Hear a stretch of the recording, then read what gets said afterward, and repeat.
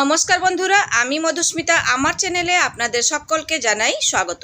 তো বন্ধুরা, প্রচণ্ড গরম পড়েছে, তাই জন্য আজকে আর ডাল বানাইনি। আজকে বানিয়ে নিলাম মোরলা মাছের কাঁচা আম দিয়ে টক।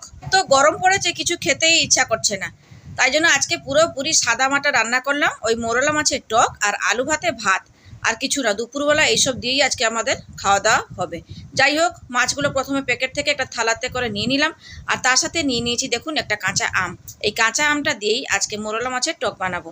তো প্রথমে মাছগুলোকে বেছে নিতে হবে। তো মাছের যে পেটের ভিতরে যে পিত্তি বা তেলগুলো আছে, তো তেলগুলোকে আমি বের করে ফেলে দিচ্ছি। এই মাছে যদি এই তেলগুলোকে না বের করা হয়, তাহলে কিন্তু যখন টক বানাবো তিতো লাগবে। তাই জন্য আগে পেট থেকে যা পেটের ভিতরে ময়লা টয়লা আছে সব বের করে ফেলে দিচ্ছি। বন্ধুরা, আপনারা কারা কারা মোরলা মাছের টক খেতে ভালোবাসেন অবশ্যই কিন্তু কমেন্টস করে জানাবেন। এত গরমে যখন কিছু খেতে ইচ্ছেই করছে না কিংবা মুখে রুচি নেই, তখন এইভাবেই আপনারা মোরলা মাছের টক বানিয়ে নিতে পারেন। এখন তো বাজারে কাঁচা আম উঠছেই, এই কাঁচা আম দিয়ে মোরলা মাছের টক খেতে কিন্তু বেশ ভালোই লাগে। যাই হোক, কথা বলতে বলতে আমার সমস্ত মাছগুলো বেছে পরিষ্কার করে নিয়েছি আর ধুয়েও নিয়েছি। চলুন, এরপর মাছের মধ্যে আমি দিয়ে দিচ্ছি নুন আর পরিমাণ মতো হলুদের গুঁড়ো দিয়ে ভালো করে মেখে নেব। বন্ধুরা, বড় মাছ থেকে কিন্তু ছোট মাছগুলো খেতে কিন্তু খুব ভালো লাগে, তাই না? ছোট মাছ খেলে কোনো ফ্যাটও হয় না, তাই জন্য ছোটো মাছ খাওয়া শরীরের পক্ষে খুবই উপকারী। তাই জন্য এই গরমে এইরকম ছোট ছোট মাছ এনে টক বানিয়ে খান। তেঁতুল দিয়েও, পাকা তেঁতুল দিয়েও এই মোরলা মাছের টক হয়। তো আমি আজকে কাঁচা আম দিয়ে টক বানাচ্ছি। তাহলে চলুন এবারে কাঁচা আমটাকে কেটে নিই। আর নিচে বসিনি, যেহেতু একটু পায়ের ব্যথা করছিল, তাই জন্য বটিটাকে একটুখানি তুলে নিয়েছি ওই স্ল্যাপের উপরে, মানে কিচেন স্ল্যাপের উপরে। ওইখানেই আমি প্রথমে কাঁচা আমটাকে কেটে নেব। আর কাঁচা আমটার কিন্তু আঁটিও হয়ে গেছে বেশ। যাই হোক, চলুন আগে খোসা ছাড়িয়ে কাঁচা আমটাকে কেটে নিই। আর এই আমটা কিন্তু না বেশ টক, ওই জন্য একটা আম আমি দিচ্ছি। তো আমটাকে আমি কেটে নিয়েছি। এরপর চলুন ওই আমের আঁটির ভিতরে যে সাদা অংশগুলো আছে, তো ওইগুলোকে আমি ফেলে দিচ্ছি। আঁটিটা কিন্তু না বেশ শক্তও হয়ে গেছে, এবারে আমটা সেদ্ধ হবে কিনা সেইটাও সন্দেহ। বন্ধুরা, যতদিন বাজারে এইরকম কাঁচা আম উঠবে, ততদিন আমি কিন্তু ওই কাঁচা আম দিয়ে টক বানিয়ে যাব আর খেয়েই যাব। যাক গে, কাঁচা আমটা তো আমার কাটাকুটি সব কিছু হয়ে গেছে। এরপর চলুন প্রথমে মাছগুলোকে ভেজে নেব।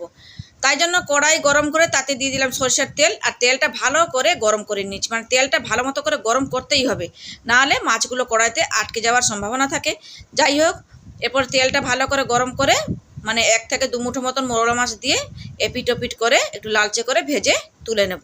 এই যে দেখুন, মাছগুলো পুরো লাল লাল করে ভাজা হয়ে গেছে। এরপর আমি ভাজা মাছগুলোকে একটা বাটির মধ্যে করে তুলে রেখে দিচ্ছি। এই মাছগুলো তুলে নেওয়ার পর আরও যে বাদবাকি মাছগুলো আছে, সেই একইভাবে আমি সেই মাছগুলোকেও ভেজে তুলে নেব। বন্ধুরা, মোরলা মাছের টক ছাড়াও মোরলা মাছ ভাজা খেতে বেশ ভালো লাগে। গরম গরম মসুর ডাল, আলু ভাতে আর মোরলা মাছ ভাজা, কারো কারো খেতে ভালো লাগে কিন্তু অবশ্যই কমেন্টস করে জানাবেন।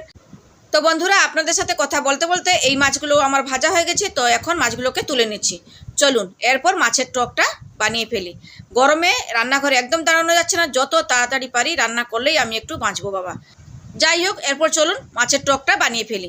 তো ওই তেলের মধ্যে ফোড়নের জন্য দিয়ে দিলাম শুকনো লঙ্কা আর কালো সর্ষে। একটুখানি ভাজা ভাজা করে নিয়ে তাতে দিয়ে দিলাম ওই কাঁচা আমটা যে কেটে রেখেছিলাম, কাঁচা আমটাকে দিয়ে এরপর একটুখানি নাড়াচাড়া করে নিচ্ছি।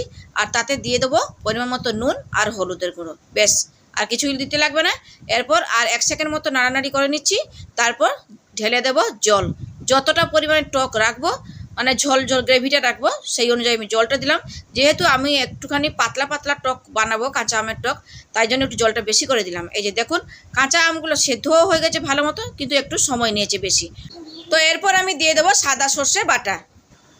তো সর্ষে বাটাটা দিয়ে দেওয়ার পর আরও কিছুটা একটুখানি জল দিয়ে দেবো।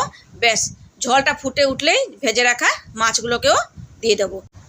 আর টকে কিন্তু আমি সব মাছ ভাজাগুলো দিচ্ছি না, কিছুটা মাছ ভাজা আমি তুলে রেখে দিয়েছি। একটু ভাতে, গরম ভাতের সাথে মাছ ভাজা খেতেও বেশ ভালো লাগে। যাই হোক, একটুখানি ফুটিয়ে নিলাম 2-5 মিনিটের মতো। এরপর আমি ঢেলে নিচ্ছি। আর মোরলা মাছের টক পুরোপুরি রেডি হয়ে গেছে। এবারে ভাতের সাথে আলু ভাতে মাখা, আর তার সাথে এইরকম মোরলা মাছের টক। ভাতটা কিন্তু একটু বন্ধুরা বেশিই খাবেন, আর যেহেতু টক আছে, টক থাকলে তো ভাতের পরিমাণটা একটু বেশিই লাগে। যাই হোক, এই যে দেখুন, টকটা খুব কিন্তু দারুণ হয়েছিল খেতে, দারুণ যেটা বলবো আমি। কেন বলুন তো বললাম দারুণ হয়েছিল, কারণ আজকে মাছের টকটা বানিয়েছিলাম বলে আজকে আমিও একটু বেশি করে ভাত খেয়ে নিয়েছি। যাই হোক, এরপর চলুন ভাতটা বেড়ে নিচ্ছি। এরপর ওর বাবা অফিস যাবে, তাই জন্য ওর বাবার জন্যই আমি ভাতটা বাড়ছি।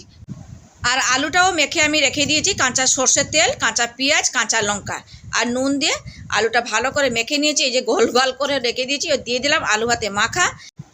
এরপরে আমি বেড়ে নেব মাছের টক, মানে মোরলা মাছের টক। যাই হোক, বেশ ভালোই হয়েছিল রান্নাটা। ওর বাবাও খেয়ে প্রশংসা করেছে, না মাছের টকটা বেশ ভালোই হয়েছে। এই গরমকালে, মানে প্রচণ্ড গরমে এইরকম পাতলা মাছের টক খেতে বেশ ভালো লাগে। তো বন্ধুরা, আজকের ভিডিওটা কেমন লাগলো অবশ্যই কমেন্টস করে জানাবেন।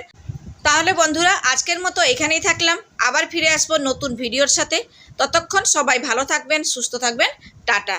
আর মনে করে কিন্তু আমার ভিডিওটিকে কিন্তু লাইক করে দেবেন, আর যত পারবেন বন্ধু বান্ধবের সাথে শেয়ার করবেন। তাহলে টাটা।